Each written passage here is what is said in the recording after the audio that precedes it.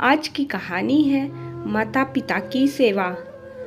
गांव के पनघट पर 4 औरतें पानी भरने आई। पानी भरते भरते वे एक दूसरे से बातें करने लगी। चारों के एक एक पुत्र थे। बातों बातों में उन्होंने अपने पुत्रों के गुणों का बखान करना प्रारंभ कर दिया। पहली औरत बोली, मेरा पुत्र बहुत सुरीली बांसुरी बजाता है। जो भी उसकी बांसुरी सुनता है मंत्रमुग्ध हो जाता है। मैं ऐसा गुणवान पुत्र पाकर बहुत प्रसन्न हूँ। दूसरी औरत बोली, मेरा पुत्र बहुत बड़ा पहलवान है। इस गांव में ही नहीं बल्कि दूर दूर के गांव में उसकी बहादुरी का डंका बजता है। ऐसा गुणवान पुत्र भगवान सबको दे। तीसरी औरत कहाँ पीछे रहती, वह बोली, मेरा पुत्र कुशाग्र बुद्धि है।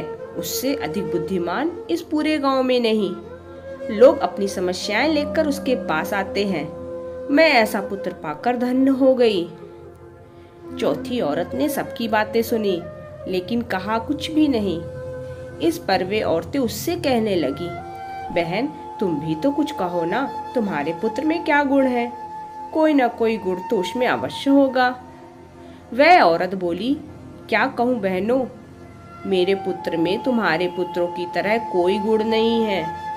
उसकी बात सुनकर तीनों औरतों ने गर्व ने अपना सिर उठा लिया। कुछ देर में सबने पानी भर लिया और वापस जाने के लिए अपना अपना घड़ा उठाने लगी। उसी समय पहली औरत का पुत्र हाथ में बांसुरी लिए वहां से गुजरा।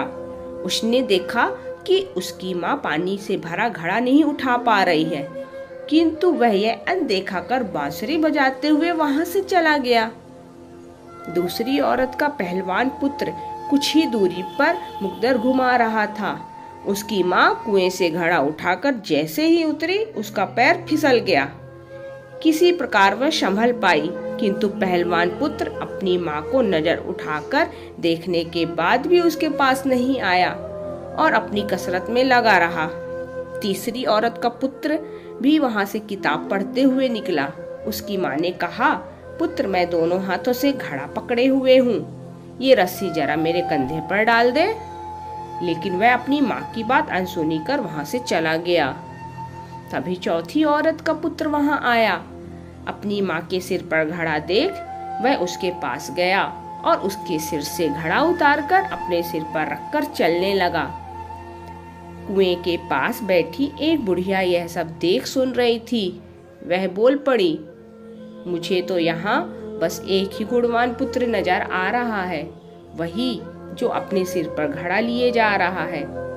माता पिता की सेवा करने वाले पुत्र से गुणवान पुत्र भला कौन हो सकता है। इस कहानी से हमें यह सीख मिलती है कि गुणवान वही है जो अपने माता पिता की सेवा करे और साथ ही सबकी सहायता के लिए तत्पर रहे।